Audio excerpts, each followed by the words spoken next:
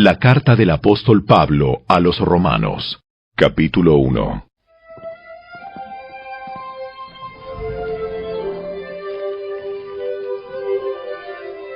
Yo, Pablo, esclavo de Cristo Jesús y elegido por Dios para ser apóstol y enviado a predicar su buena noticia, escribo esta carta.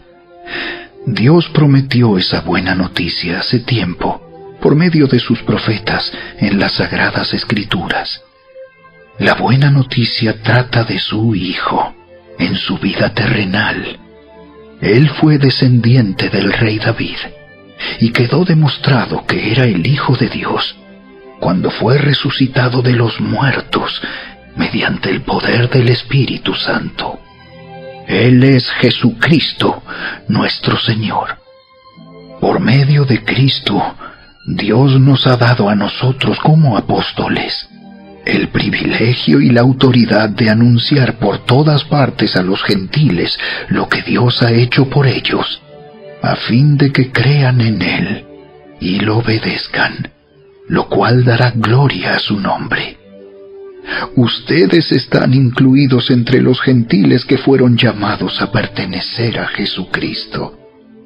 Les escribo a todos ustedes, los amados de Dios que están en Roma y son llamados a ser su pueblo santo. Que Dios nuestro Padre y el Señor Jesucristo les den gracia y paz.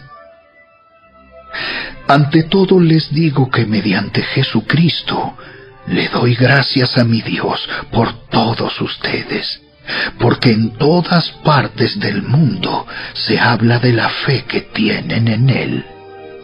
Dios sabe cuántas veces los recuerdo en mis oraciones. Día y noche hago mención de ustedes y sus necesidades delante de Dios, a quien sirvo con todo mi corazón, anunciando la buena noticia acerca de su Hijo. Algo que siempre pido en oración es que, Dios mediante, se presente la oportunidad de ir por fin a verlos, pues tengo muchos deseos de visitarlos para llevarles algún don espiritual que los ayude a crecer firmes en el Señor. Cuando nos encontremos, quiero alentarlos en la fe, pero también me gustaría recibir aliento de la fe de ustedes. Quiero que sepan, amados hermanos, que me propuse muchas veces ir a visitarlos, pero hasta el momento me vi impedido. Mi deseo es trabajar entre ustedes y ver frutos espirituales, tal como he visto entre otros gentiles, pues siento una gran obligación, tanto con los habitantes del mundo civilizado como con los del resto del mundo, con los instruidos y los incultos por igual. Así que estoy ansioso por visitarlos también a ustedes que están en Roma, para predicarles la buena noticia. Pues no me avergüenzo de la buena noticia acerca de Cristo, porque es poder de Dios en acción para salvar a todos los que creen, a los judíos primero y también a los gentiles. Esa buena noticia nos revela cómo Dios nos hace justos ante sus ojos, lo cual se logra del principio al fin por medio de la fe. Como dicen las Escrituras, es por medio de la fe que el justo tiene vida. Pero Dios muestra su ira desde el cielo contra todos los que son pecadores y perversos, que detienen la verdad con su perversión. Ellos conocen la verdad acerca de Dios, porque Él se la ha hecho evidente, pues desde la creación del mundo, todos han visto los cielos y la tierra, por medio de todo lo que Dios hizo. Ellos pueden ver a simple vista las cualidades invisibles de Dios, su poder eterno y su naturaleza divina. así que no tienen ninguna excusa para no conocer a Dios. Es cierto, ellos conocieron a Dios, pero no quisieron adorarlo como Dios, ni darle gracias. En cambio, comenzaron a inventar ideas necias sobre Dios. Como resultado, la mente les quedó en oscuridad y confusión. Afirmaban ser sabios, pero se convirtieron en completos necios. Y en lugar de adorar al Dios inmortal y glorioso, rindieron culto a ídolos que ellos mismos se hicieron con forma de simples mortales, de aves, de animales de 4 patas y de reptiles. Entonces Dios los abandonó para que hicieran todas las cosas vergonzosas que deseaban en su corazón. Como resultado, usaron sus cuerpos para hacerse cosas viles y degradantes entre sí. Cambiaron la verdad acerca de Dios por una mentira, y así rindieron culto y sirvieron a las cosas que Dios creó, pero no al Creador mismo, quien es digno de eterna alabanza. Amén.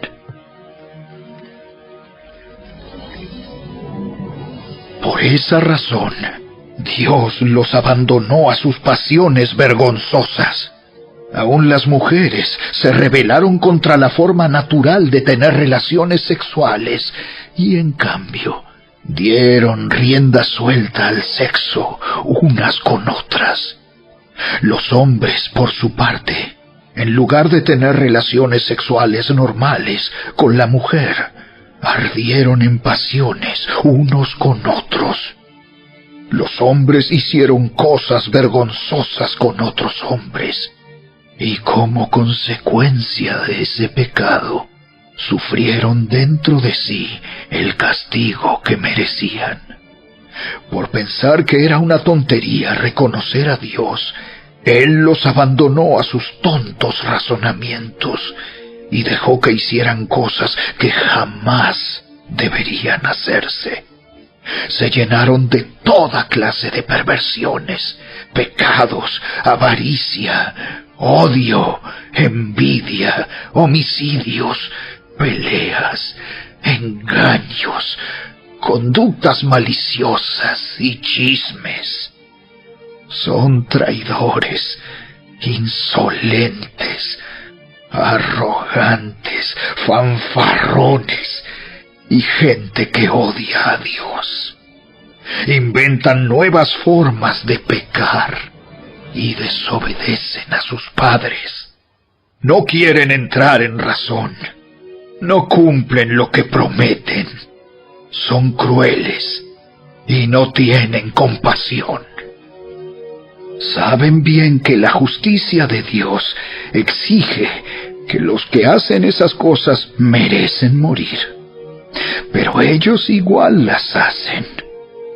Peor aún, incitan a otros a que también las hagan.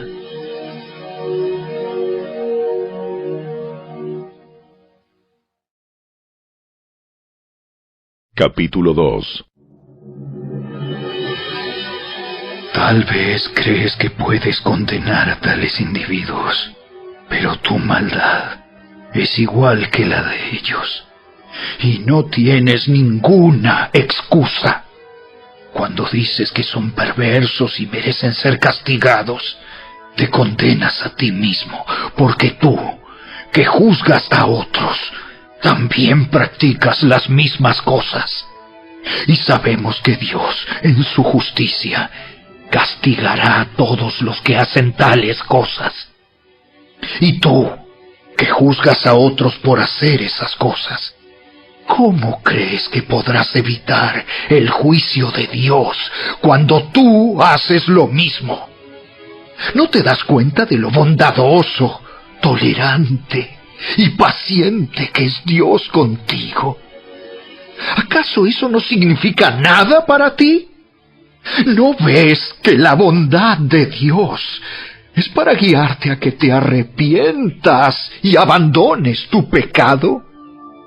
Pero eres terco y te niegas a arrepentirte y a abandonar tu pecado. Por eso vas acumulando un castigo terrible para ti mismo, pues se acerca el día de la ira, en el cual se manifestará el justo juicio de Dios. Él juzgará a cada uno según lo que haya hecho. Dará vida eterna a los que siguen haciendo el bien, pues de esa manera demuestran que buscan la gloria, el honor y la inmortalidad que Dios ofrece. Pero derramará su ira y enojo sobre los que viven para sí mismos, los que se niegan a obedecer la verdad y en cambio viven entregados a la maldad. Habrá aflicción y angustia para todos los que siguen haciendo lo malo, para los judíos primero y también para los gentiles. Pero habrá gloria, honra y paz de parte de Dios para todos los que hacen lo bueno, para los judíos primero y también para los gentiles, pues Dios no muestra favoritismo. Los gentiles serán destruidos por el hecho de pecar, aunque nunca tuvieron la ley escrita de Dios, y los judíos, quienes sí tienen la ley de Dios, serán juzgados por esa ley porque no la obedecen. Pues el simple acto de escuchar la ley no nos hace justos ante Dios. Es obedecer la ley lo que nos hace justos ante sus ojos. Aún los gentiles, quienes no cuentan con la ley escrita de Dios, muestran que conocen esa ley cuando, por instinto, la obedecen, aunque nunca la hayan oído. Ellos demuestran que tienen la ley de Dios escrita en el corazón, porque su propia conciencia y sus propios pensamientos o los acusan, o bien les indican que están haciendo lo correcto. Y el mensaje que proclamo es que se acerca el día en que Dios juzgará por medio de Cristo Jesús la vida secreta de cada uno. Tú, que te llamas judío, confías en la ley de Dios y te jactas de tu relación especial con Él. Tú sabes lo que a Él le agrada. Sabes bien qué es lo correcto, porque se te ha enseñado su ley. Estás convencido de que eres guía para los ciegos y luz para los que andan perdidos en la oscuridad. Piensas que puedes instruir al ignorante y enseñar a los niños los caminos de Dios, pues estás seguro de que la ley de Dios te da pleno conocimiento y toda la verdad. Ahora bien, si tú enseñas a otros, ¿por qué no te enseñas a ti mismo? Predicas a otros que no se debe robar, ¿pero tú robas? Dices que está mal cometer adulterio, ¿pero tú cometes adulterio? Condenas la idolatría, ¿pero tú usas objetos robados de los templos paganos? Te sientes muy orgulloso de conocer la ley, pero deshonras a Dios al quebrantarla. No es extraño que las Escrituras digan: los gentiles blasfeman en nombre de Dios por causa de ustedes. La ceremonia judía de la circuncisión solo tiene valor si obedeces la ley de Dios. Pero si no obedeces la ley de Dios, no estás en mejor condición que un gentil incircunciso. Y si los gentiles obedecen la ley de Dios, ¿acaso Él no los considerará su propio pueblo? De hecho, Los gentiles incircuncisos que cumplen la ley de Dios los condenarán a ustedes, judíos, que están circuncidados y tienen la ley de Dios, pero no la obedecen. Pues no se es un verdadero judío solo por haber nacido de padres judíos, ni por haber pasado por la ceremonia de la circuncisión. No, un verdadero judío es aquel que tiene el corazón recto a los ojos de Dios. La verdadera circuncisión no consiste meramente en obedecer la letra de la ley, sino que es un cambio en el corazón, producido por el Espíritu, y una persona con un corazón transformado busca la aprobación de Dios, no la de la gente.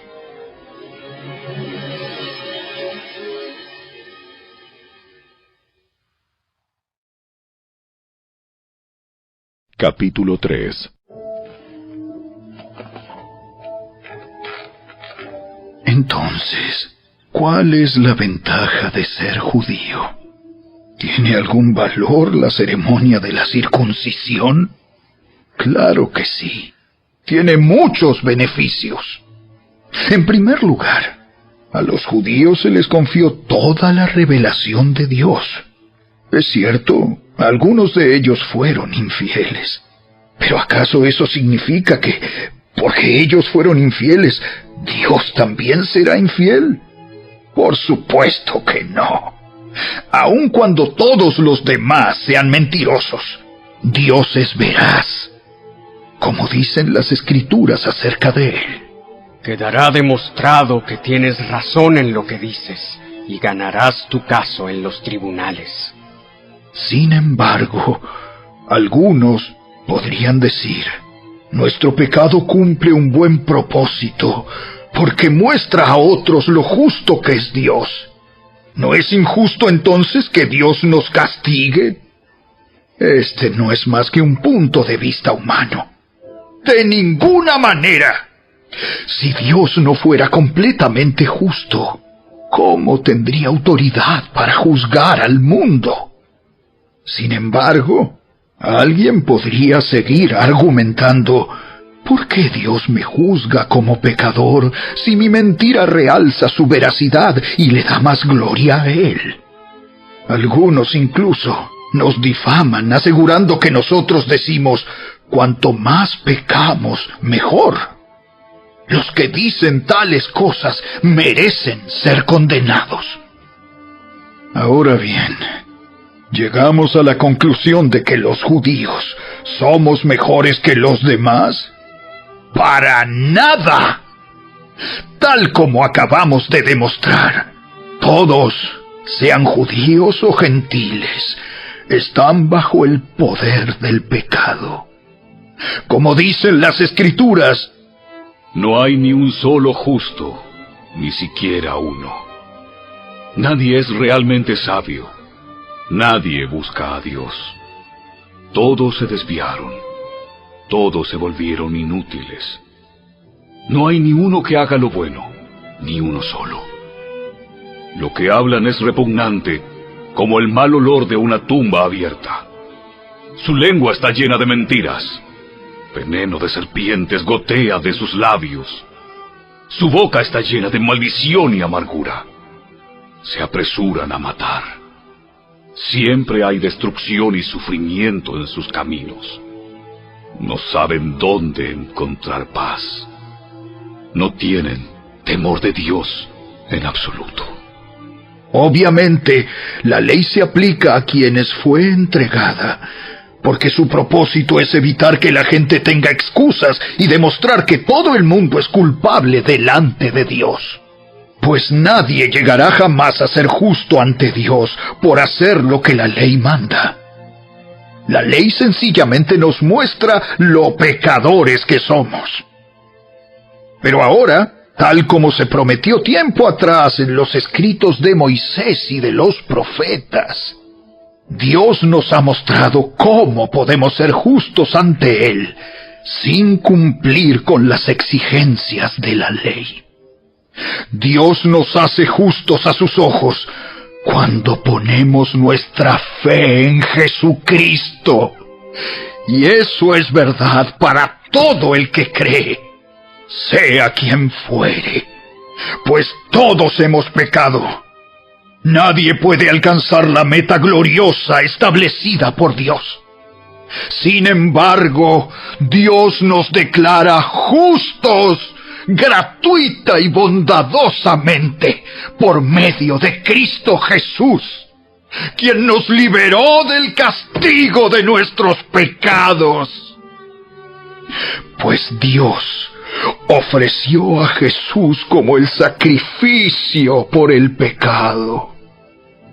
Las personas son declaradas justas a los ojos de Dios cuando creen que Jesús sacrificó su vida al derramar su sangre. Ese sacrificio muestra que Dios actuó con justicia cuando se contuvo y no castigó a los que pecaron en el pasado, porque miraba hacia el futuro y de ese modo los incluiría en lo que llevaría a cabo en el tiempo presente. Dios hizo todo eso para demostrar su justicia, porque Él mismo es justo e imparcial, y declara a los pecadores justos a sus ojos cuando ellos creen en Jesús. ¿Podemos entonces jactarnos de haber hecho algo para que Dios nos acepte? No, porque nuestra libertad de culpa y cargo no se basa en la obediencia a la ley. Está basada en la fe. Así que somos declarados justos a los ojos de Dios por medio de la fe y no por obedecer la ley. Después de todo, ¿acaso Dios es solo el Dios de los judíos? ¿No es también el Dios de los gentiles? Claro que sí. Hay solo un Dios, y Él declara justos a judíos y gentiles únicamente por medio de la fe. Entonces, si hacemos énfasis en la fe, ¿eso significa que podemos olvidarnos de la ley? Por supuesto que no. De hecho, solo cuando tenemos fe, cumplimos verdaderamente la ley.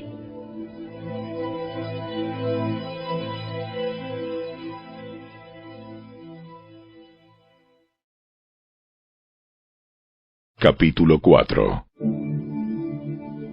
Humanamente hablando, Abraham fue el fundador de nuestra nación judía. ¿Qué descubrió él acerca de llegar a ser justo ante Dios? Que si sus buenas acciones le hubieran servido para que Dios lo aceptara, habría tenido de qué jactarse. Pero esa no era la forma de actuar de Dios, pues las Escrituras nos dicen: Abraham le creyó a Dios, y Dios lo consideró justo debido a su fe. Cuando la gente trabaja, el salario que recibe no es un regalo, sino algo que se ha ganado. Pero la gente no es considerada justa por sus acciones, sino por su fe en Dios, quien perdona a los pecadores. David también habló de lo mismo cuando describió la felicidad de los que son declarados justos sin hacer esfuerzos para lograrlo. ¡Oh, qué alegría para aquellos a quienes se les perdona la desobediencia, a quienes se les cubren los pecados! Sí, qué alegría para aquellos a quienes el Señor les borró el pecado de su cuenta. Ahora bien, ¿es esta bendición solamente para los judíos? ¿O es también para los gentiles incircuncisos? Como venimos diciendo, Dios consideró a Abraham justo debido a su fe. Pero ¿cómo sucedió esto? ¿Se le consideró justo solo después de ser circuncidado o fue antes? Es evidente que Dios aceptó a Abraham antes de que fuera circuncidado. La circuncisión era una señal de que Abraham ya tenía fe y de que Dios ya lo había aceptado y declarado justo aún antes de que fuera circuncidado. Por lo tanto, Abraham es el padre espiritual de los que tienen fe pero no han sido circuncidados. A ellos se les considera justos debido a su fe. Y Abraham también es el padre espiritual de los que han sido circuncidados, pero solo si tienen la misma clase de fe que tenía Abraham antes de ser circuncidado. Obviamente, la promesa que Dios hizo de dar toda la tierra a Abraham y a sus descendientes no se basaba en la obediencia de Abraham a la ley, sino en una relación correcta con Dios, la cual viene por la fe. Si la promesa de Dios es solo para los que obedecen la ley, entonces la fe no hace falta y la promesa no tiene sentido. Pues la ley siempre trae castigo para los que tratan de obedecerla. La única forma de no violar la ley es no tener ninguna ley para violar. Así que la promesa se recibe por medio de la fe. Es un regalo inmerecido. Y vivamos o no de acuerdo con la ley de Moisés, todos estamos seguros de recibir esta promesa si tenemos una fe como la de Abraham, quien es el padre de todos los que creen. A eso se refieren las Escrituras cuando citan lo que Dios le dijo. Te hice padre de muchas naciones. Eso sucedió porque Abraham creyó en el Dios que da vida a los muertos y crea cosas nuevas de la nada. Aun cuando no había motivos para tener esperanza, Abraham siguió teniendo esperanza porque había creído en que llegaría a ser el padre de muchas naciones, pues Dios le había dicho: esa es la cantidad de descendientes que tendrás. Y la fe de Abraham no se debilitó a pesar de que él reconocía que por tener unos 100 años de edad, su cuerpo ya estaba muy anciano para tener hijos, igual que el vientre de Sara. Abraham siempre creyó la promesa de Dios sin vacilar. De hecho, su fe se fortaleció aún más y así le dio gloria a Dios. Abraham estaba plenamente convencido de que Dios es poderoso para cumplir todo lo que promete. Y debido a su fe, Dios lo consideró justo. Y el hecho de que Dios lo considerara justo no fue solo para beneficio de Abraham, sino que quedó escrito también para nuestro beneficio, porque nos asegura que Dios nos considerará justos a nosotros también, si creemos en Él, quien levantó de los muertos a Jesús nuestro Señor. Él fue entregado a la muerte por causa de nuestros pecados, y resucitado para hacernos justos a los ojos de Dios.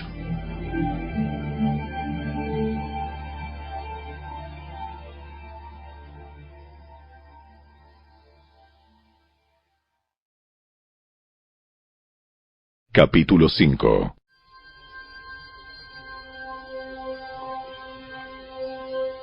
Por lo tanto, ya que fuimos declarados justos a los ojos de Dios por medio de la fe, tenemos paz con Dios gracias a lo que Jesucristo nuestro Señor hizo por nosotros. Debido a nuestra fe, Cristo nos hizo entrar en este lugar de privilegio inmerecido en el cual ahora permanecemos, y esperamos con confianza y alegría participar de la gloria de Dios. También nos alegramos al enfrentar pruebas y dificultades, porque sabemos que nos ayudan a desarrollar resistencia. Y la resistencia desarrolla firmeza de carácter, y el carácter fortalece nuestra esperanza segura de salvación. Y esa esperanza no acabará en desilusión, pues sabemos con cuánta ternura nos ama Dios, porque nos ha dado el Espíritu Santo para llenar nuestro corazón con su amor.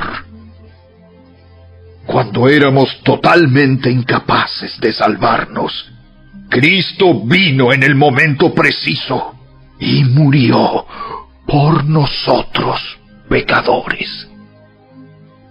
Ahora bien, casi nadie se ofrecería a morir por una persona honrada, aunque tal vez alguien podría estar dispuesto a dar su vida por una persona extraordinariamente buena.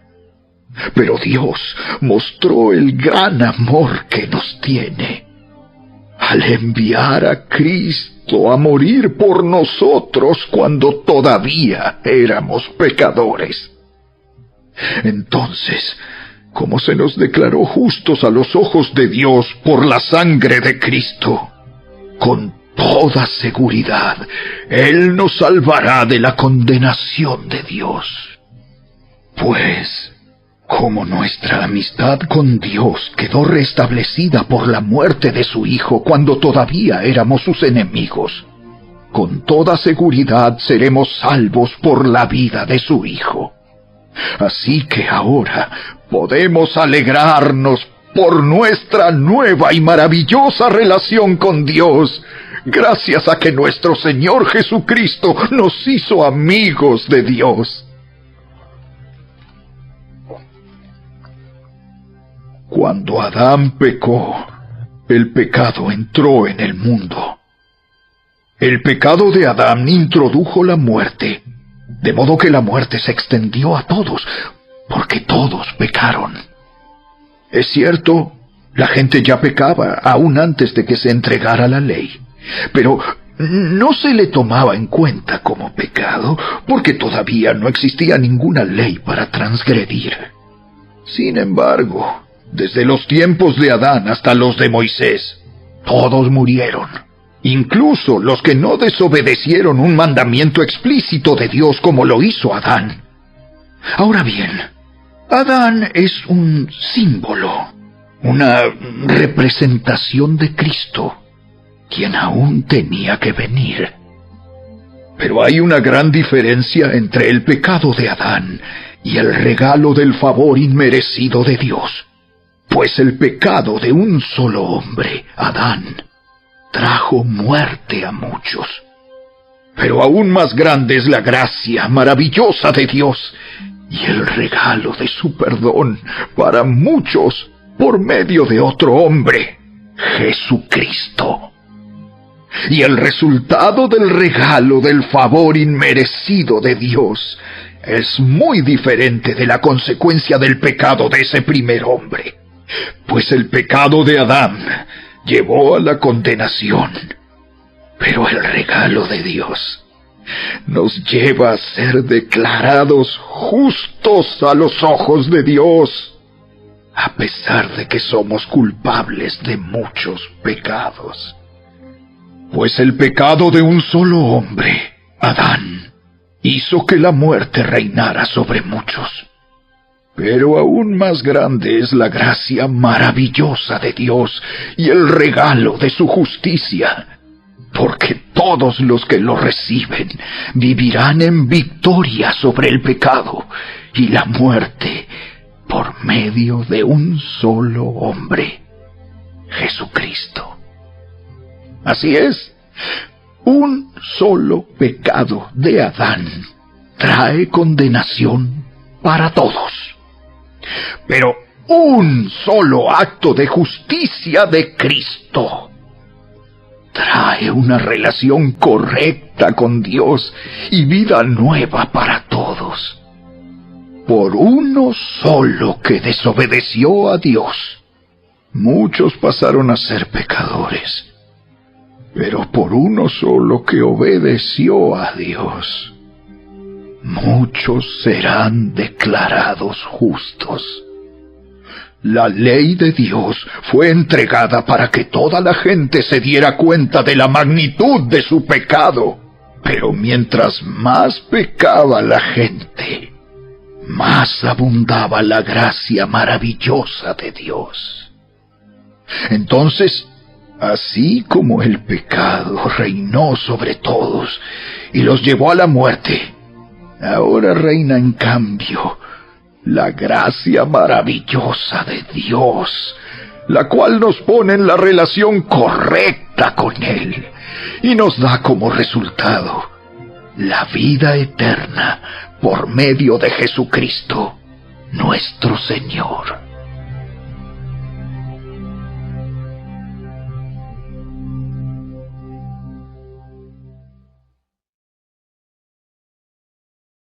Capítulo 6. Ahora bien, ¿deberíamos seguir pecando para que Dios nos muestre más y más su gracia maravillosa?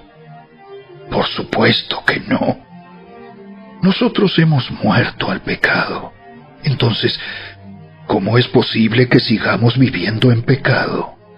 ¿O acaso olvidaron que cuando fuimos unidos a Cristo Jesús en el bautismo, nos unimos a Él en su muerte? Pues hemos muerto y fuimos sepultados con Cristo mediante el bautismo. Y tal como Cristo fue levantado de los muertos por el poder glorioso del Padre, ahora nosotros también podemos vivir una vida nueva. Dado que fuimos unidos a Él en su muerte, también seremos resucitados como Él. Sabemos que nuestro antiguo ser pecaminoso fue crucificado con Cristo, para que el pecado perdiera su poder en nuestra vida. Ya no somos esclavos del pecado, pues cuando morimos con Cristo, fuimos liberados del poder del pecado. Y dado que morimos con Cristo, sabemos que también viviremos con Él. Estamos seguros de eso, porque Cristo fue levantado de los muertos y nunca más volverá a morir. La muerte ya no tiene ningún poder sobre Él. Cuando Él murió, murió una sola vez, a fin de quebrar el poder del pecado. Pero ahora que Él vive, vive para la gloria de Dios. Así también ustedes deberían considerarse muertos al poder del pecado y vivos para Dios por medio de Cristo Jesús. No permitan que el pecado controle la manera en que viven. No caigan ante los deseos pecaminosos. No dejen que ninguna parte de su cuerpo se convierta en un instrumento del mal para servir al pecado. En cambio, entréguense completamente a Dios, porque antes estaban muertos, pero ahora tienen una vida nueva. Así que usen todo su cuerpo como un instrumento para hacer lo que es correcto para la gloria de Dios. El pecado ya no es más su amo, porque ustedes ya no viven bajo las exigencias de la ley. En cambio, viven en la libertad de la gracia de Dios. Ahora bien, ¿eso significa que podemos seguir pecando porque la gracia de Dios nos ha liberado de la ley? ¡Claro que no! ¿No se dan cuenta de que uno se convierte en esclavo de todo lo que decide obedecer? Uno puede ser esclavo del pecado, lo cual lleva a la muerte, o puede decidir obedecer a Dios, lo cual lleva a una vida recta. Antes ustedes eran esclavos del pecado, pero gracias a Dios, ahora obedecen de todo corazón la enseñanza que les hemos dado. Ahora son libres de la esclavitud del pecado y se han hecho esclavos de la vida recta. Uso la ilustración de la esclavitud para ayudarlos a entender todo esto, porque la naturaleza humana de ustedes es débil.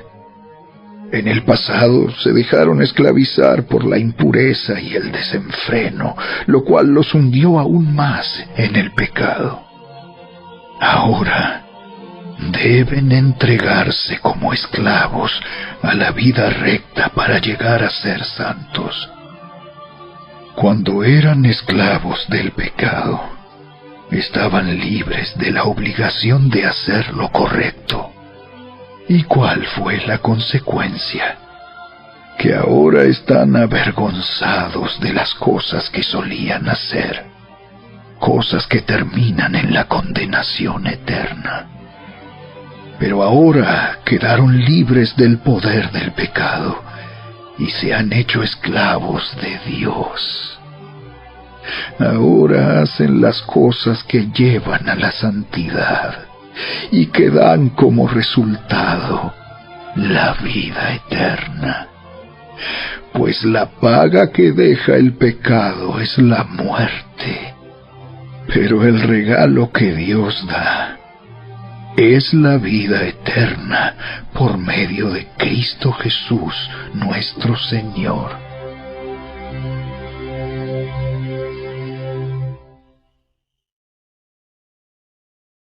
Capítulo 7. Ahora bien, amados hermanos, ustedes que conocen la ley, ¿no saben que la ley se aplica solo mientras una persona está viva? Por ejemplo, cuando una mujer se casa, la ley la une a su marido mientras él viva. Pero si él muere, las leyes del matrimonio ya no se aplican a ella. Así que mientras su marido viva, ella cometería adulterio si se casara con otro hombre. Pero si el esposo muere, ella queda libre de esa ley y no comete adulterio cuando se casa de nuevo. Por lo tanto, mis amados hermanos, la cuestión es la siguiente. Ustedes murieron al poder de la ley cuando murieron con Cristo, y ahora están unidos a aquel que fue levantado de los muertos. Como resultado, podemos producir una cosecha de buenas acciones para Dios. Cuando vivíamos controlados por nuestra vieja naturaleza, los deseos pecaminosos actuaban dentro de nosotros, y la ley despertaba esos malos deseos que producían una cosecha de acciones pecaminosas, las cuales nos llevaban a la muerte. Pero ahora fuimos liberados de la ley, porque morimos a ella, y ya no estamos presos de su poder. Ahora podemos servir a Dios, no según el antiguo modo, que consistía en obedecer la letra de la ley, sino mediante uno nuevo, el de vivir en el Espíritu.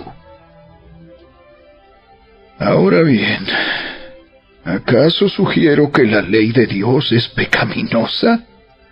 De ninguna manera. De hecho, fue la ley la que me mostró mi pecado. Yo nunca hubiera sabido que codiciar es malo si la ley no dijera: no codicies. Pero el pecado usó ese mandamiento para despertar toda clase de deseos codiciosos dentro de mí. Si no existiera la ley, el pecado no tendría ese poder. Hubo un tiempo en que viví sin entender la ley. Sin embargo, cuando aprendí, por ejemplo, el mandamiento de no codiciar, el poder del pecado cobró vida, y yo morí. Entonces me di cuenta de que los mandatos de la ley que supuestamente traían vida, trajeron en cambio muerte espiritual. El pecado se aprovechó de esos mandatos y me engañó. Usó los mandatos para matarme. Sin embargo, la ley en sí misma es santa, y sus mandatos son santos, rectos y buenos. Pero ¿cómo puede ser? ¿Acaso la ley que es buena provocó mi muerte?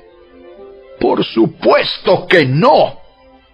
El pecado usó lo que era bueno a fin de lograr mi condena de muerte. Por eso, podemos ver qué terrible es el pecado.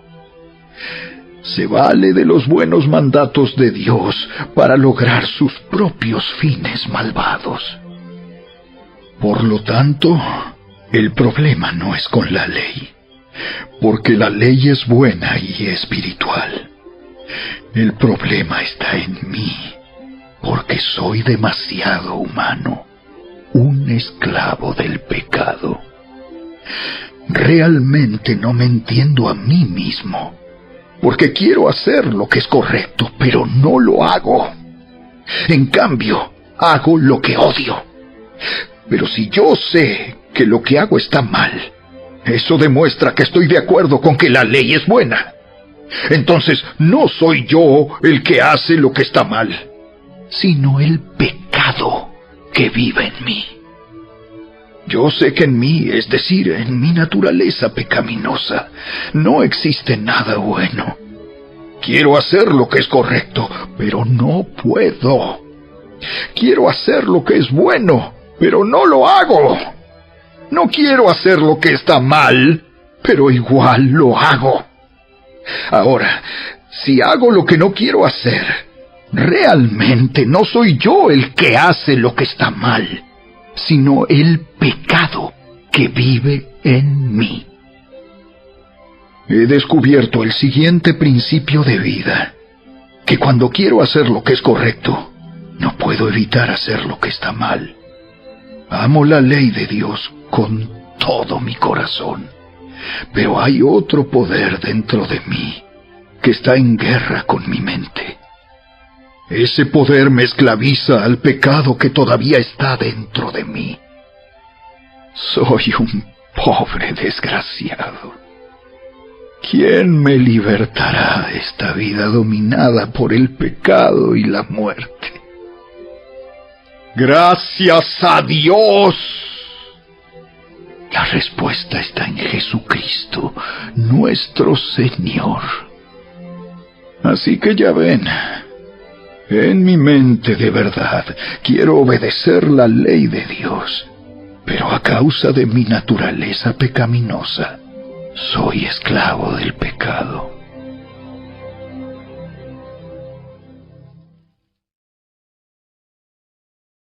Capítulo 8.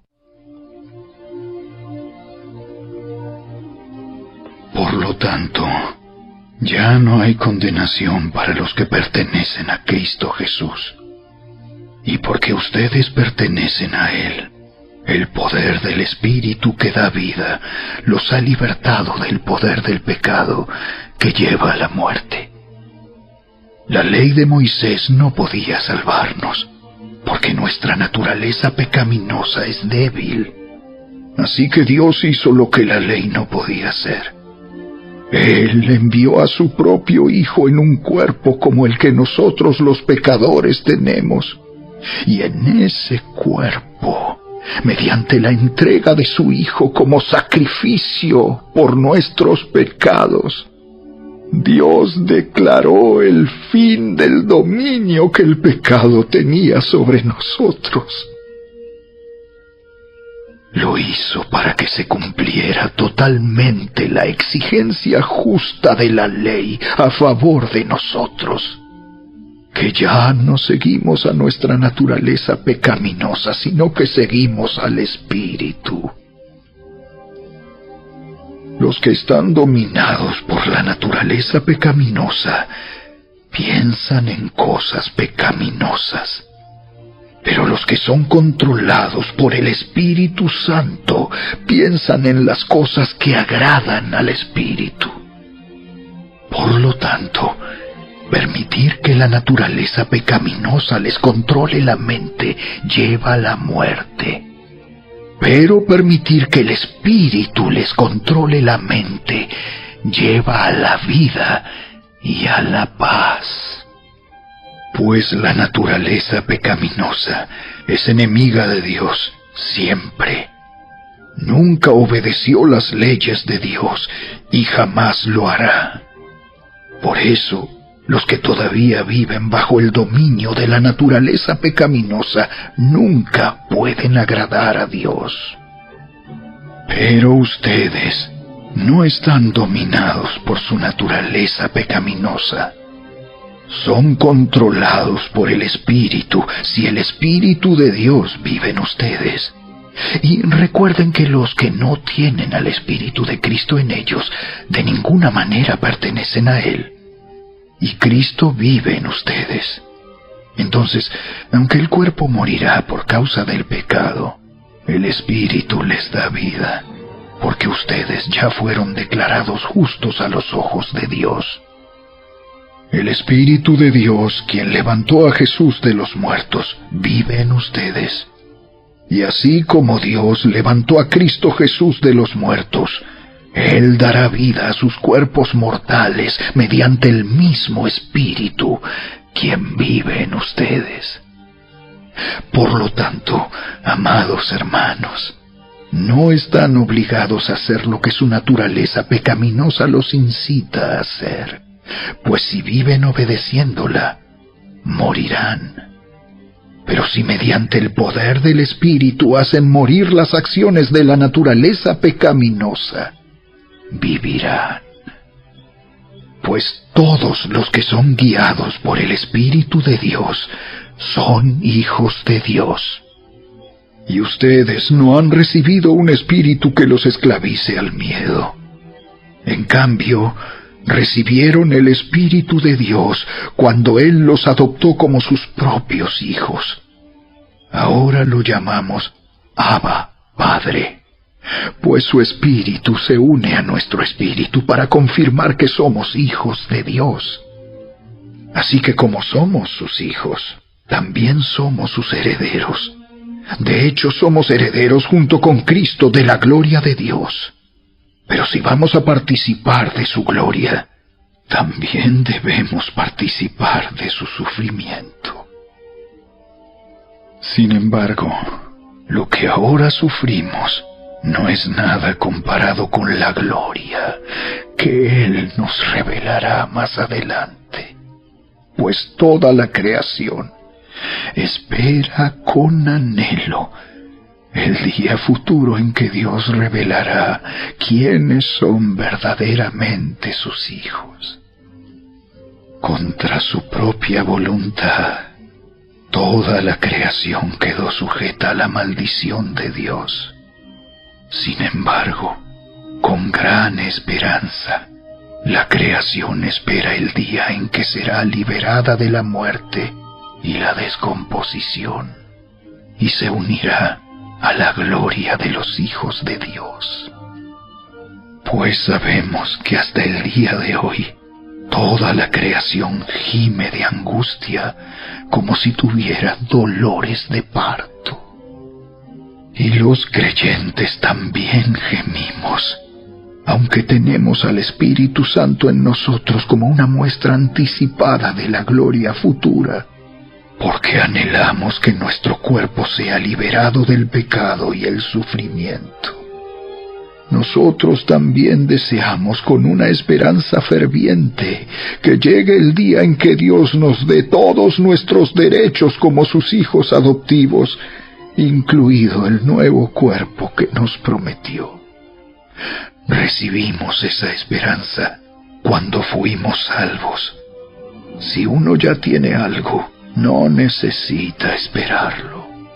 Pero si deseamos algo que todavía no tenemos, debemos esperar con paciencia y confianza.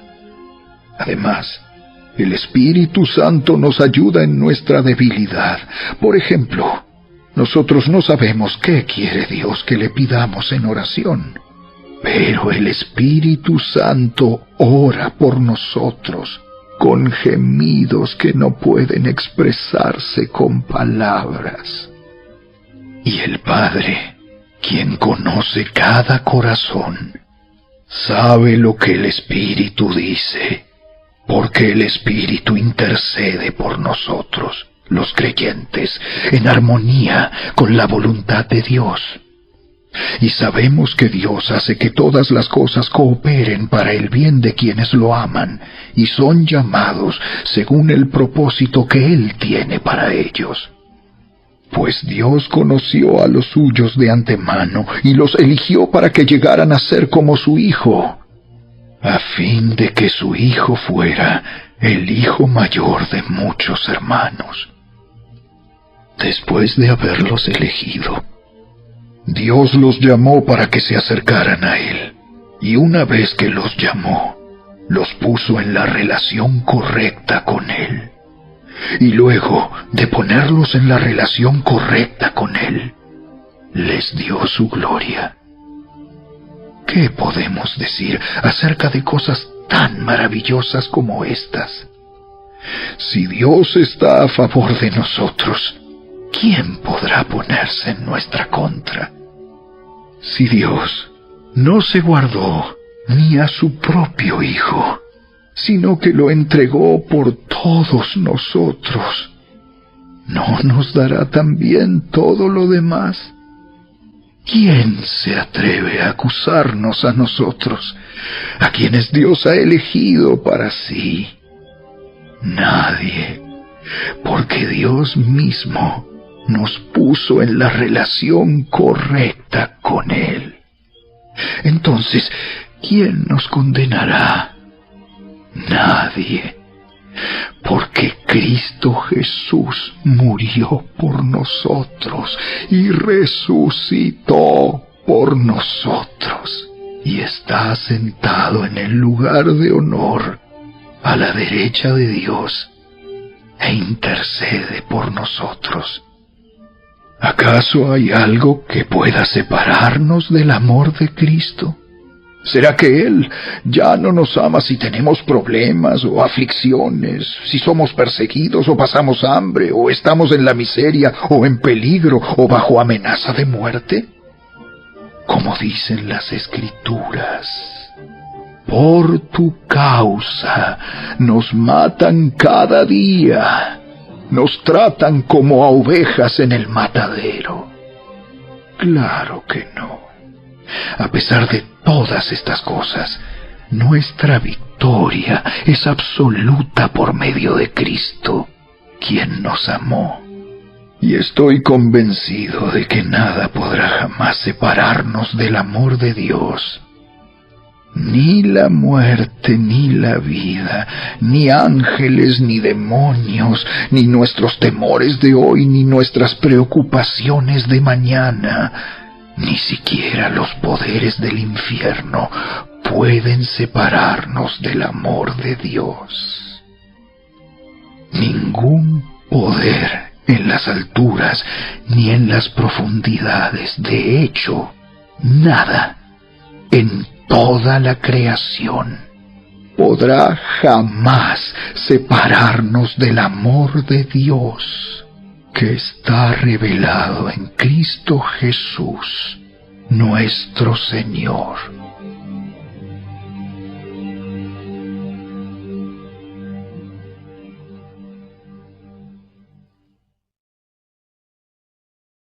Capítulo 9. Con Cristo de testigo, hablo con toda veracidad. Mi conciencia y el Espíritu Santo lo confirman.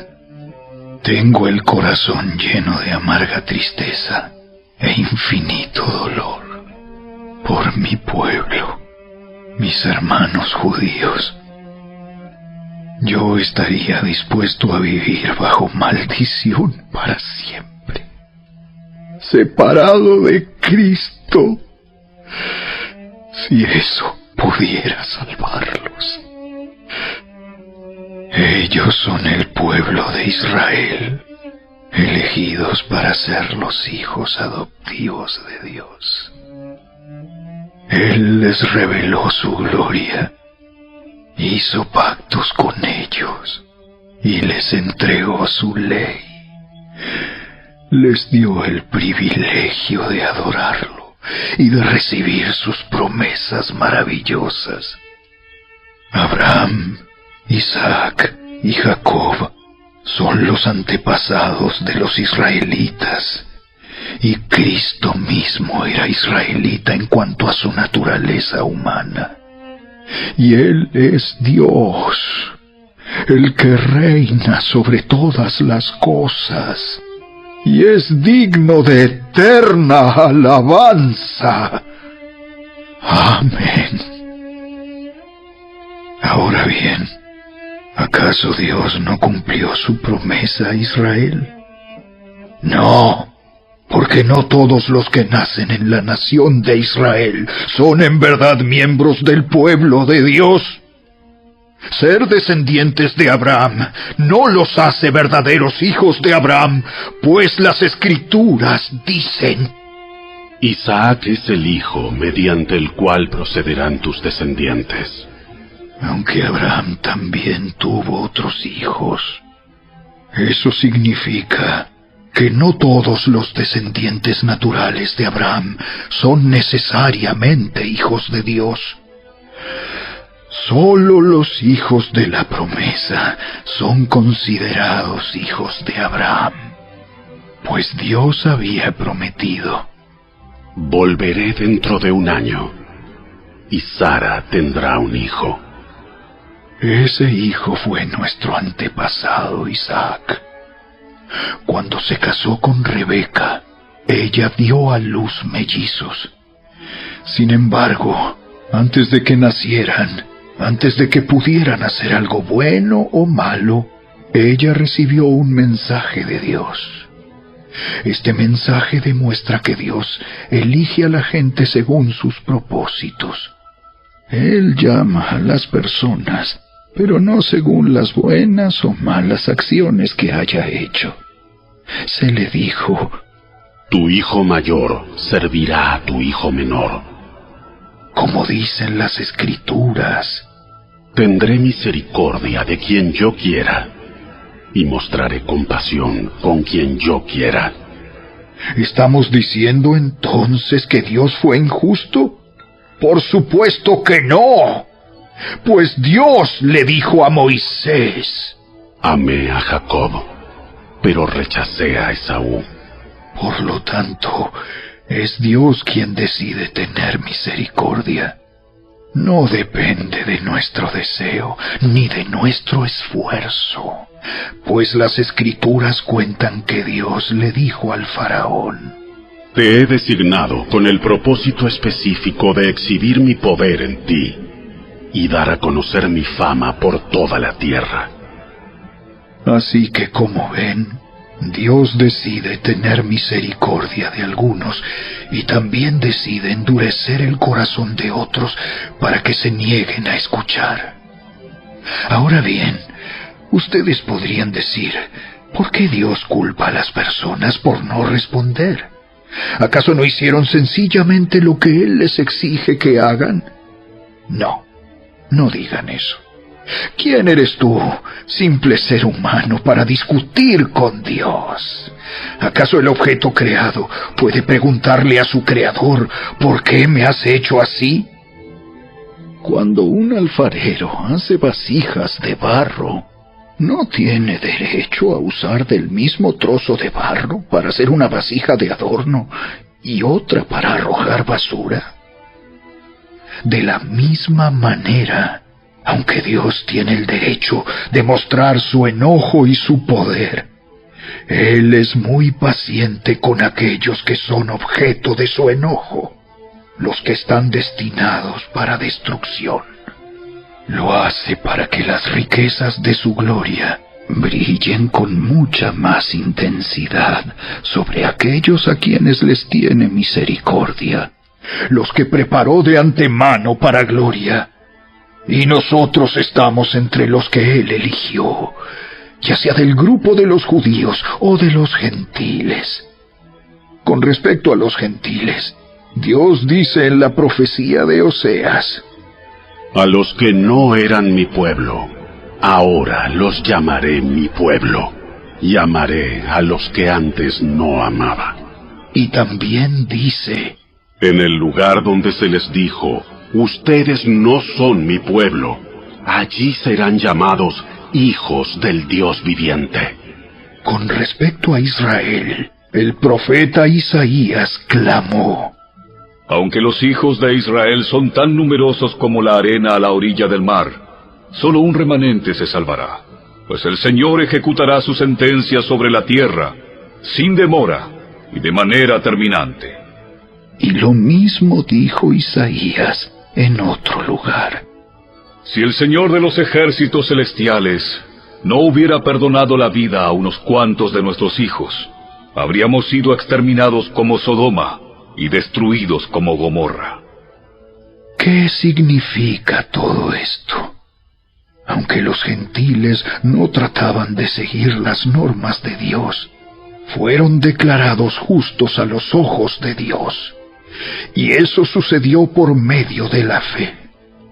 Pero los hijos de Israel, que se esforzaron tanto en cumplir la ley para llegar a ser justos ante Dios, nunca lo lograron. ¿Por qué no? Porque trataban de hacerse justos ante Dios por cumplir la ley en lugar de confiar en Él. Tropezaron con la gran piedra en su camino. Dios se lo advirtió en las Escrituras cuando dijo: Pongo en Jerusalén una piedra que hace tropezar a muchos, una roca que los hace caer. Pero todo el que confíe en Él jamás será avergonzado.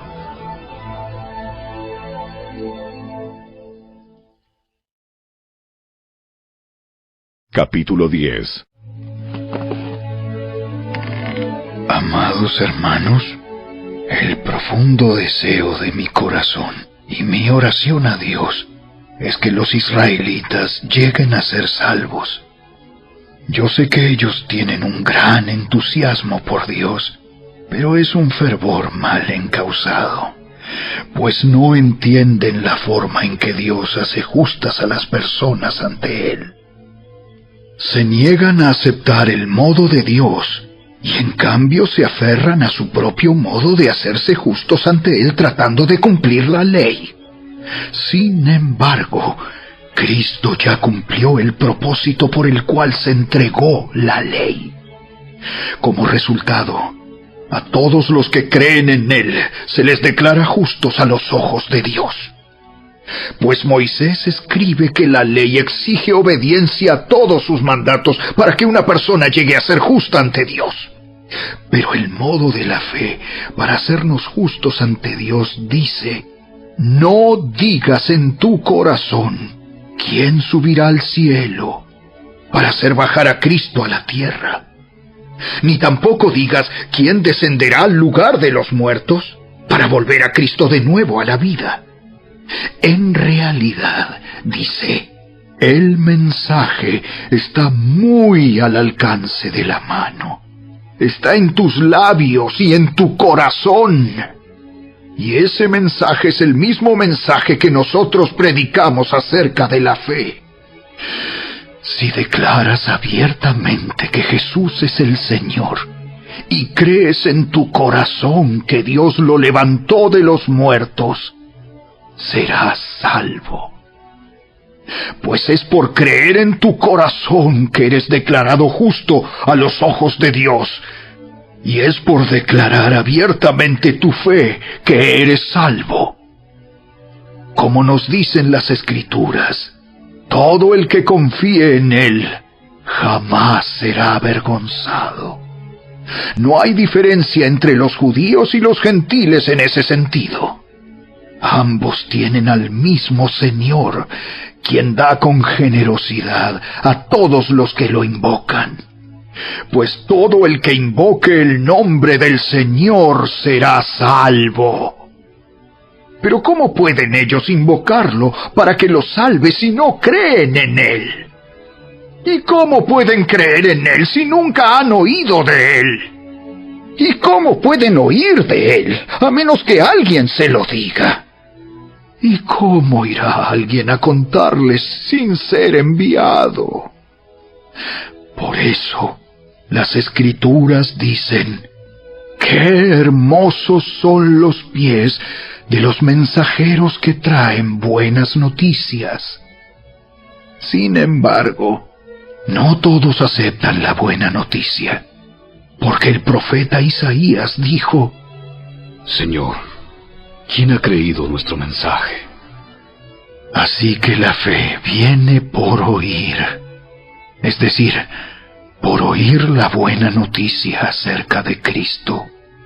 Pero pregunto, ¿De verdad el pueblo de Israel oyó el mensaje?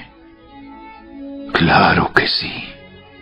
El mensaje se ha difundido por toda la tierra y sus palabras por todo el mundo. Vuelvo a preguntar, ¿entendió realmente el pueblo de Israel? Por supuesto que sí, pues incluso en el tiempo de Moisés, Dios dijo: despertaré sus celos con un pueblo que ni siquiera es una nación. Provocaré su enojo por medio de gentiles insensatos. Luego Isaías habló audazmente de parte de Dios y dijo: Me encontraron personas que no me buscaban. Me mostré a los que no preguntaban por mí. Pero con respecto a Israel, Dios dijo: todo el día les abrí mis brazos, pero ellos fueron desobedientes y rebeldes.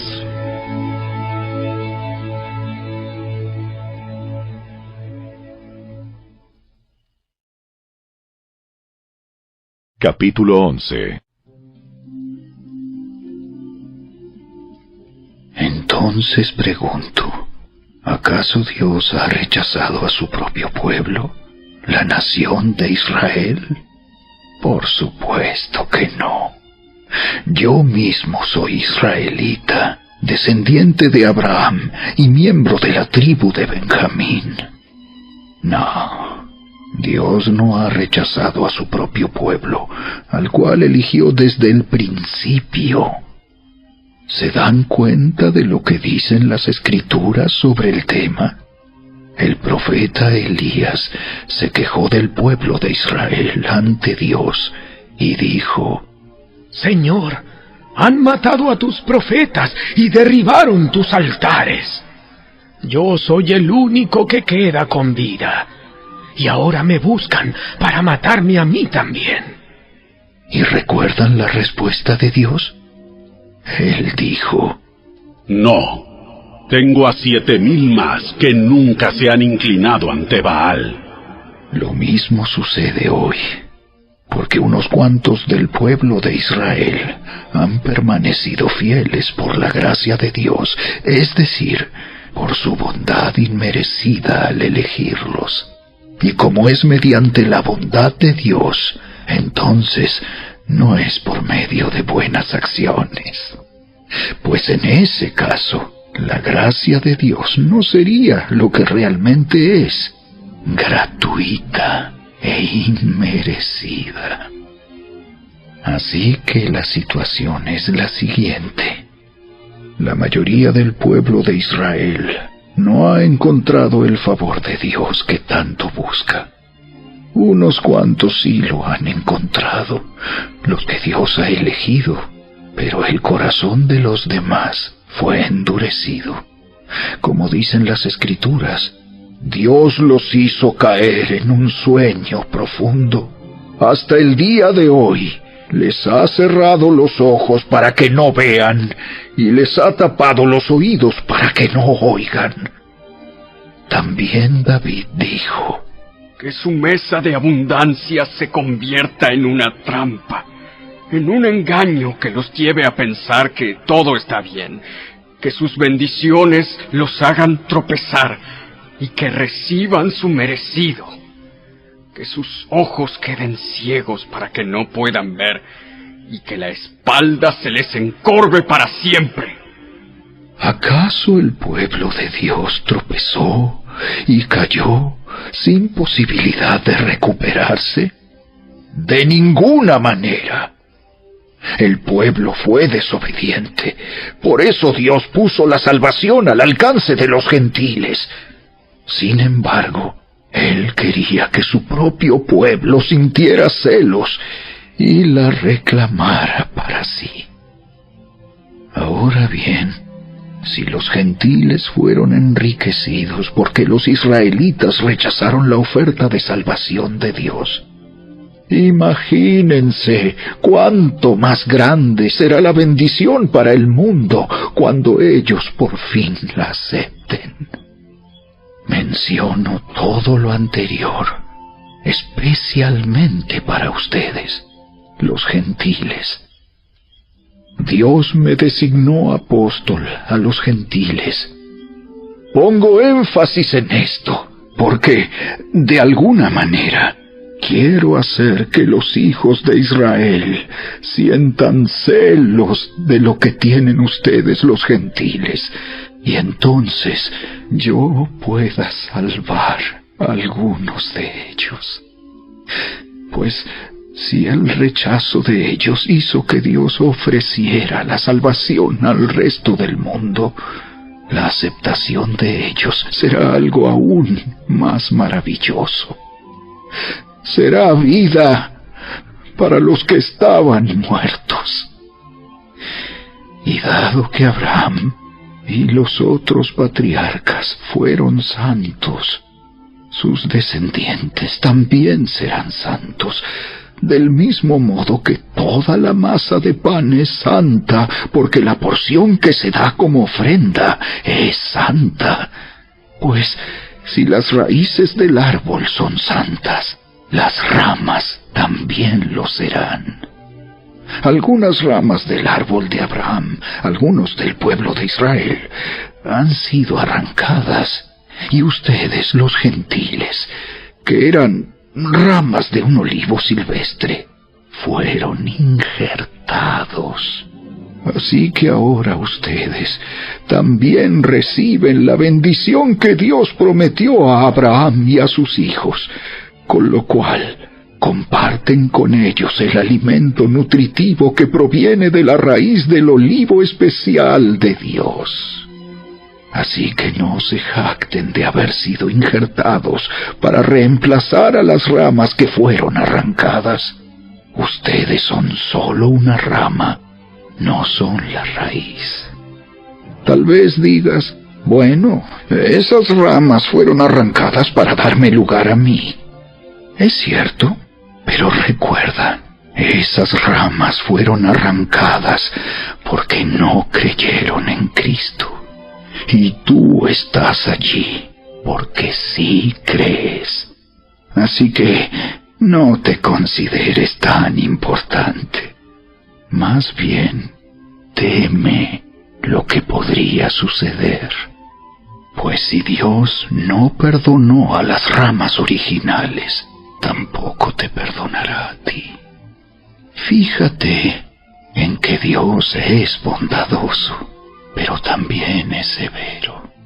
Es severo con los que desobedecen, pero será bondadoso contigo si sigues confiando en su bondad. En cambio, si dejas de confiar, tú también serás arrancado por completo. Y si el pueblo de Israel abandona su incredulidad, volverá a ser injertado, pues Dios tiene poder para volver a injertarlo en el árbol. Tú, por naturaleza, eras una rama cortada de un olivo silvestre. Por lo tanto, si Dios estuvo dispuesto a ir en contra de la naturaleza al injertarte en un árbol cultivado, Él estará mucho más dispuesto a injertar las ramas originales en el árbol al que pertenecen. Mis amados hermanos, quiero que entiendan este misterio, para que no se vuelvan orgullosos de ustedes mismos. Parte del pueblo de Israel tiene el corazón endurecido. Pero eso solo durará hasta que se complete el número de gentiles que aceptarán a Cristo. Y entonces todo Israel será salvo, como dicen las Escrituras. El que rescata vendrá de Jerusalén y apartará a Israel de la maldad. Y mi pacto con ellos es que quitaré sus pecados. Muchos del pueblo de Israel ahora son enemigos de la buena noticia, y eso los beneficia a ustedes, los gentiles, porque eligió a los antepasados Abraham, Isaac y Jacob, pues los dones de Dios y su llamado son irrevocables. Ustedes, los gentiles, antes eran rebeldes contra Dios, pero cuando el pueblo de Israel se rebeló contra él, Dios tuvo misericordia de ustedes y no de ellos. Ahora ellos son los rebeldes, y a ustedes Dios les mostró su misericordia para que ellos también participen de la misericordia de Dios. Pues Dios encarceló a todos en la desobediencia para poder tener misericordia de todos. ¡Qué grande es la riqueza, la sabiduría y el conocimiento de Dios! Es realmente imposible para nosotros entender sus decisiones y sus caminos, pues ¿quién puede conocer los pensamientos del Señor? ¿Quién sabe lo suficiente para aconsejarlo? ¿Y quién le ha entregado tanto para que él tenga que devolvérselo? Pues todas las cosas provienen de él y existen por su poder y son para su gloria. A él sea toda la gloria por siempre. Amén.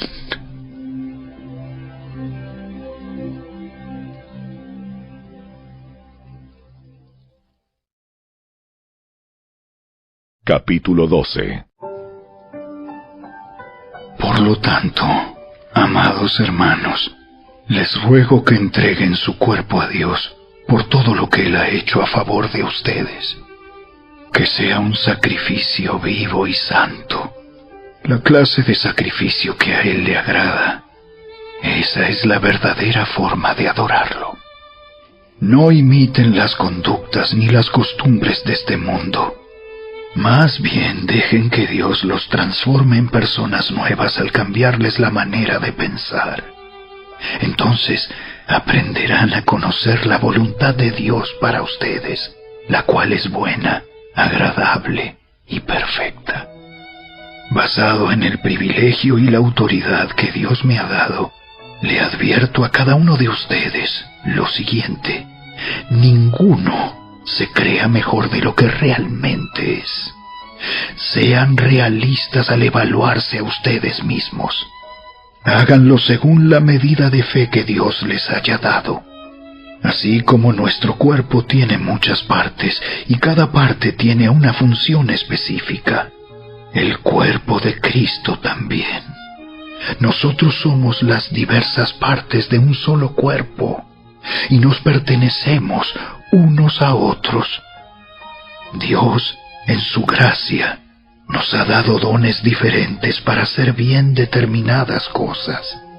Por lo tanto, si Dios te dio la capacidad de profetizar, habla con toda la fe que Dios te haya concedido. Si tu don es servir a otros, sírvelos bien. Si eres maestro, enseña bien. Si tu don consiste en animar a otros, anímalos. Si tu don es dar, hazlo con generosidad. Si Dios te ha dado la capacidad de liderar, toma la responsabilidad en serio. Y si tienes el don de mostrar bondad a otros, hazlo con gusto. No finjan amar a los demás, ámenlos de verdad. Aborrezcan lo malo, aférrense a lo bueno. Ámense unos a otros con un afecto genuino y deleítense al honrarse mutuamente. No sean nunca perezosos, más bien trabajen con esmero y sirvan al Señor con entusiasmo. Alégrense por la esperanza segura que tenemos. Tengan paciencia en las dificultades y sigan orando. Estén listos para ayudar a los hijos de Dios cuando pasen necesidad. Estén siempre dispuestos a brindar hospitalidad. Bendigan a quienes los persiguen.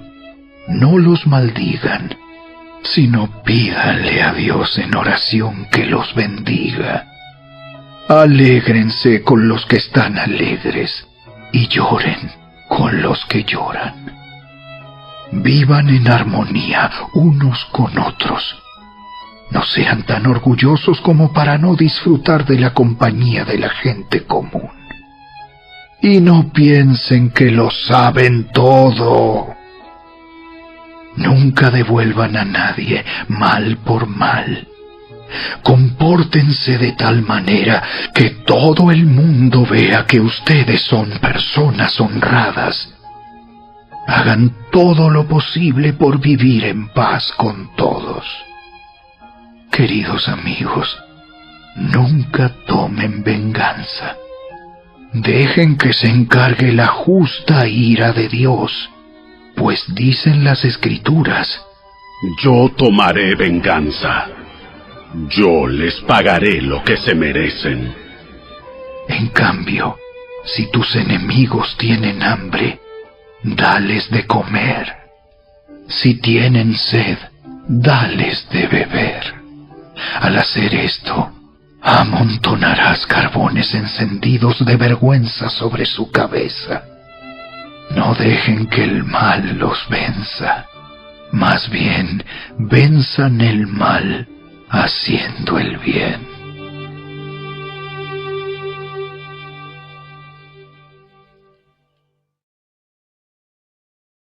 Capítulo 13. Toda persona debe someterse a las autoridades de gobierno, pues toda autoridad proviene de Dios, y los que ocupan puestos de autoridad están allí colocados por Dios. Por lo tanto, cualquiera que se rebele contra la autoridad, se rebela contra lo que Dios ha instituido, y será castigado. Pues las autoridades no infunden temor a los que hacen lo que está bien, sino en los que hacen lo que está mal. ¿Quieres vivir sin temor a las autoridades? Haz lo correcto, y ellas te honrarán. Las autoridades están al servicio de Dios para tu bien. Pero si estás haciendo algo malo, por supuesto que deberías tener miedo, porque ellas tienen poder para castigarte. Están al servicio de Dios para cumplir el propósito específico de castigar a los que hacen lo malo. Por eso tienes que someterte a ellas, no solo para evitar el castigo, sino para mantener tu conciencia limpia. Por esas mismas razones, también paguen sus impuestos, pues los funcionarios de gobierno necesitan cobrar su sueldo. Ellos sirven a Dios con lo que hacen. Ustedes den a cada uno lo que le deben. Paguen los impuestos y demás aranceles a quien corresponda, y den respeto y honra a los que están en autoridad. No deban nada a nadie, excepto el deber de amarse unos a otros. Si aman a su prójimo, cumplen con las exigencias de la ley de Dios, pues los mandamientos dicen: no cometas adulterio, no cometas asesinato, no robes, no codicies. Estos y otros mandamientos semejantes se resumen en uno solo: ama a tu prójimo como a ti mismo. El amor no hace mal a otros, por eso el amor cumple con las exigencias de la ley de Dios. Esto es aún más urgente, porque ustedes saben que es muy tarde. El tiempo se acaba.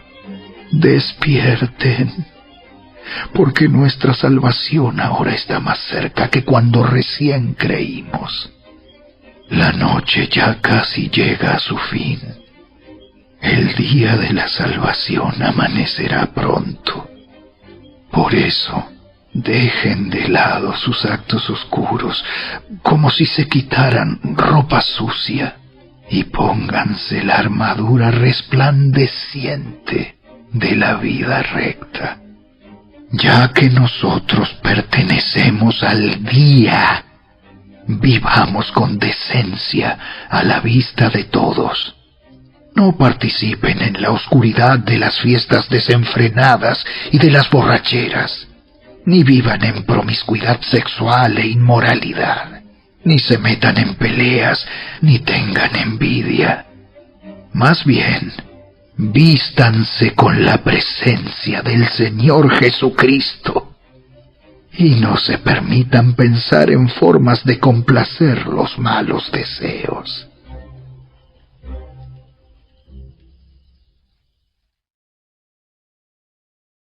Capítulo 14. Acepten a los creyentes que son débiles en la fe y no discutan acerca de lo que ellos consideran bueno o malo. Por ejemplo, un creyente piensa que está bien comer de todo, pero otro creyente, con una conciencia sensible, come solo verduras. Los que se sienten libres para comer de todo no deben menospreciar a los que no sienten la misma libertad. Y los que no comen determinados alimentos no deben juzgar a los que sí los comen, porque a esos hermanos Dios los ha aceptado. ¿Quién eres tú para juzgar a los sirvientes de otro? Su amo dirá si quedan en pie o caen, y con la ayuda del Señor quedarán en pie y recibirán la aprobación de Él. Del mismo modo, algunos piensan que un día es más sagrado que otro, mientras que otros creen que todos los días son iguales. Cada uno debería estar plenamente convencido de que el día que elija es aceptable. Los que adoran al Señor un día en particular lo hacen para honrarlo a Él. Los que comen toda clase de alimentos lo hacen para honrar al Señor, ya que le dan gracias a Dios antes de comer. Y los que se niegan a comer ciertos alimentos también quieren agradar al Señor y le dan gracias a Dios. Pues no vivimos para nosotros mismos, ni morimos para nosotros mismos. Si vivimos, es para honrar al Señor. Y si morimos, es para honrar al Señor. Entonces, tanto si vivimos como si morimos, pertenecemos al Señor.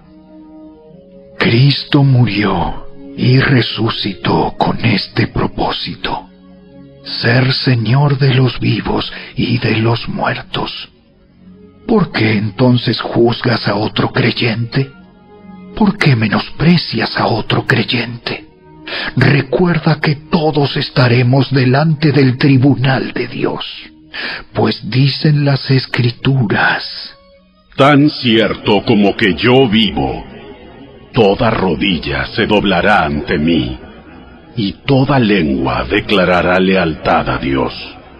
Es cierto, cada uno de nosotros tendrá que responder por sí mismo ante Dios. Así que dejemos de juzgarnos unos a otros. Por el contrario, propónganse vivir de tal manera que no causen tropiezo ni caída a otro creyente. Yo sé y estoy convencido por la autoridad del Señor Jesús que ningún alimento en sí mismo está mal. Pero si alguien piensa que está mal comerlo, entonces para esa persona está mal.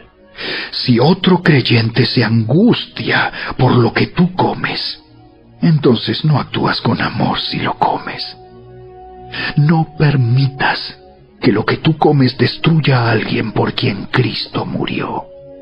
Entonces no serás criticado por hacer algo que tú crees que es bueno. Pues el reino de Dios no se trata de lo que comemos o bebemos, sino de llevar una vida de bondad, paz y alegría en el Espíritu Santo. Si tú sirves a Cristo con esa actitud, agradarás a Dios y también tendrás la aprobación de los demás. Por lo tanto, procuremos que haya armonía en la iglesia y tratemos de edificarnos unos a otros. No destruyas la obra de Dios a causa de lo que comes. Recuerda que todos los alimentos están permitidos, Lo malo es comer algo que haga tropezar a otro. Es mejor no comer carne, ni beber vino, ni hacer ninguna otra cosa que pudiera causar que otro creyente tropiece. Tal vez crees que no hay nada malo en lo que haces, pero manténlo entre tú y Dios. Benditos son los que no se sienten culpables por hacer algo que han decidido que es correcto. Pero si tienes dudas acerca de si debes o no comer algo en particular, entonces es pecado comerlo, pues no eres fiel a tus convicciones. Si haces algo que crees que está mal, pecas.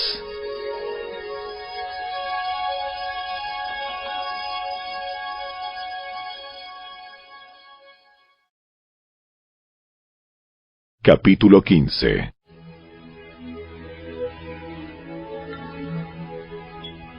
Los que somos fuertes debemos tener consideración de los que son sensibles a este tipo de cosas.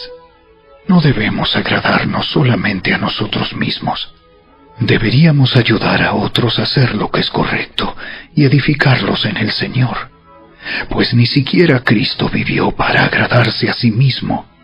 Como dicen las Escrituras, los insultos de aquellos que te insultan, oh Dios, han caído sobre mí.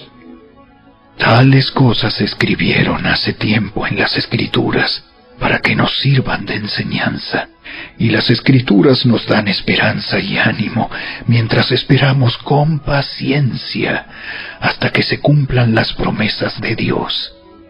Que Dios, quien da esa paciencia y ese ánimo, los ayude a vivir en plena armonía unos con otros, como corresponde a los seguidores de Cristo Jesús. Entonces, todos ustedes podrán unirse en una sola voz para dar alabanza y gloria a Dios, el Padre de nuestro Señor Jesucristo. Por lo tanto, acéptense unos a otros, tal como Cristo los aceptó a ustedes, para que Dios reciba la gloria. Recuerden que Cristo vino a servir a los judíos para demostrar que Dios es fiel a las promesas que les hizo a los antepasados de ellos. También vino para que los gentiles le dieran la gloria a Dios por la misericordia que Él tuvo con ellos. A eso se refería el salmista cuando escribió: Por eso te alabaré entre los gentiles, cantaré alabanzas a tu nombre. Y en otro lugar está escrito: Alégrense con su pueblo, oh gentiles. Y además: alaben al Señor todos ustedes los gentiles, todos los pueblos de la tierra, alábenlo. Y en otro lugar, Isaías dijo: El heredero del trono de David vendrá y reinará sobre los gentiles. Ellos pondrán su esperanza en él. Le pido a Dios, fuente de esperanza, que los llene completamente de alegría y paz, porque confían en Él. Entonces rebosarán de una esperanza segura mediante el poder del Espíritu Santo. Mis amados hermanos, estoy plenamente convencido de que ustedes están llenos de bondad. Conocen estas cosas tan bien que pueden enseñárselas unos a otros. Aún así, me atreví a escribirles sobre algunos de estos temas porque sé que lo único que necesitan es recordarlos, pues por la gracia de Dios, soy un mensajero especial de Cristo Jesús, enviado a ustedes los gentiles. Les transmito la buena noticia para presentarlos como una ofrenda aceptable a Dios, hecha santa por el Espíritu Santo. Así que tengo razón de estar entusiasmado por todo lo que Cristo Jesús ha hecho por medio de mí al servir a Dios. Sin embargo, no me atrevo a jactarme de nada, salvo de lo que Cristo ha hecho por medio de mí al llevar a los gentiles a Dios a través de mi mensaje y de la manera en que he trabajado entre ellos. Los gentiles se convencieron por el poder de señales milagrosas y maravillas, y por el poder del Espíritu de Dios. De esa manera presenté con toda plenitud la buena noticia de Cristo desde Jerusalén hasta llegar a la región del Ilírico. Mi gran aspiración siempre ha sido predicar la buena noticia donde nunca antes se ha oído el nombre de Cristo, y no donde otro ya ha comenzado una iglesia. He seguido el plan que mencionan las Escrituras, donde dice: los que nunca se enteraron de él, verán, y los que nunca oyeron de él, entenderán. De hecho, mi visita a ustedes se demoró tanto, precisamente porque estuve predicando en esos lugares. Ahora que terminé mi trabajo en estas regiones, y después de todos estos largos años de espera, tengo muchos deseos de ir a verlos. Estoy pensando viajar a España. Cuando lo haga, me detendré en Roma, y luego de disfrutar de la compañía de ustedes por un breve tiempo, podrán ayudarme con lo necesario para mi viaje. Sin embargo, antes de visitarlos, debo ir a Jerusalén para llevar una ofrenda a los creyentes de allí. Pues les cuento, los creyentes de Macedonia y Acaya con entusiasmo juntaron una ofrenda para los creyentes de Jerusalén que son pobres. Lo hicieron con gusto, porque se sienten en deuda con ellos. Dado que los gentiles recibieron las bendiciones espirituales de la buena noticia por parte de los creyentes de Jerusalén, sienten que lo menos que pueden hacer por ellos a cambio es ayudarlos económicamente. En cuanto yo entregue ese dinero y termine esa buena acción de los gentiles, iré a visitarlos a ustedes de camino a España. Cuando vaya, estoy seguro de que Cristo bendecirá en abundancia el tiempo que pasemos juntos. Mis amados hermanos, les pido encarecidamente, en el nombre de nuestro Señor Jesucristo, que se unan a mi lucha orando a Dios por mí. Háganlo por el amor que me tienen, ese amor que el Espíritu Santo les ha dado. Pídanle que me libre de los que están en Judea, que se niegan a obedecer a Dios. Pídanle también que los creyentes de allí estén dispuestos a aceptar la ofrenda que llevo a Jerusalén. Entonces, por la voluntad de Dios, podré ir a verlos con un corazón alegre y nos alentaremos unos a otros. Y que Dios, quien nos da su paz, esté con todos ustedes. Amén.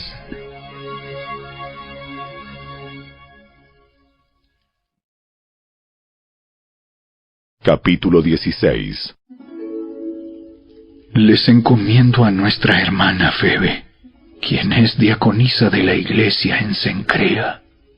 Recíbanla en el Señor como digna de honra en el pueblo de Dios. Ayúdenla en todo lo que necesite, porque ella ha sido de ayuda para muchos, especialmente para mí. Den mis saludos a Priscila y Aquila, mis colaboradores en el ministerio de Cristo Jesús. De hecho, ellos una vez arriesgaron la vida por mí. Yo les estoy agradecido, igual que todas las iglesias de los gentiles. Den también mis saludos a la iglesia que se reúne en el hogar de ellos. Saluden a mi querido amigo Epeneto.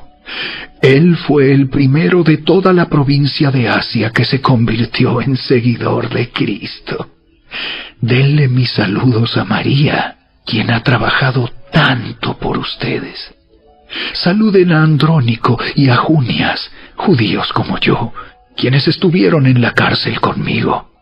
Ellos son muy respetados entre los apóstoles y se hicieron seguidores de Cristo antes que yo.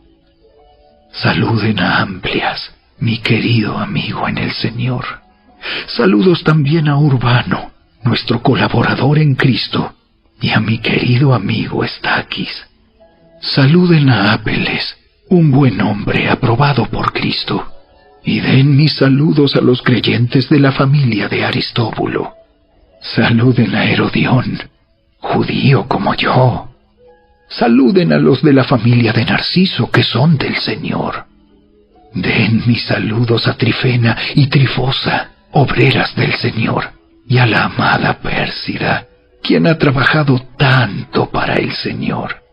Saluden a Rufo, a quien el Señor eligió para hacer lo suyo, y también a su querida madre, quien ha sido como una madre para mí.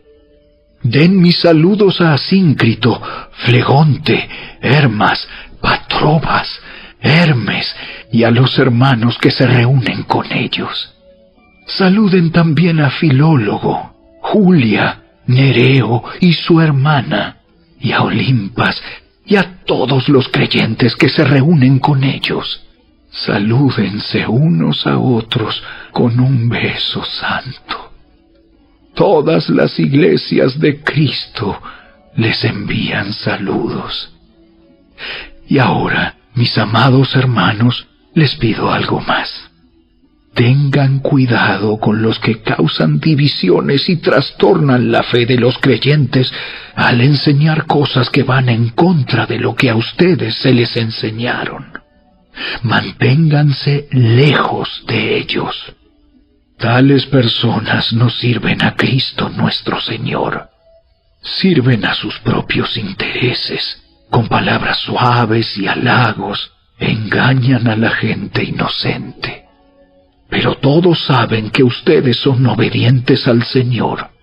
Eso me llena de alegría. Quiero que sean sabios para hacer lo que está bien y sigan siendo inocentes en cuanto a toda clase de mal. El Dios de paz pronto aplastará a Satanás bajo los pies de ustedes. Que la gracia de nuestro Señor Jesús sea con ustedes. Timoteo, mi compañero de trabajo, les manda saludos, igual que Lucio, Jasón y Sosípater, judíos como yo. Yo, Tercio, quien escribo esta carta de parte de Pablo, también les envío mis saludos como uno de los seguidores del Señor. Los saluda Gayo, él es quien me hospeda, y también recibe en su casa a toda la iglesia. Les envía saludos Erasto, el tesorero de la ciudad, y también el hermano Cuarto. Que toda la gloria sea para Dios, quien puede fortalecerlos tal como expresa la buena noticia. En ese mensaje acerca de Jesucristo se ha revelado su plan para ustedes, los gentiles. Un plan que estuvo guardado en secreto desde el principio del tiempo. Pero ahora, tal como lo predijeron los profetas y el Dios eterno lo ha ordenado, ese mensaje se da a conocer a todos los gentiles en todas partes, para que ellos también puedan creer y obedecerlo a Él. Toda la gloria sea para el único sabio Dios eternamente, por medio de Jesucristo. Amén.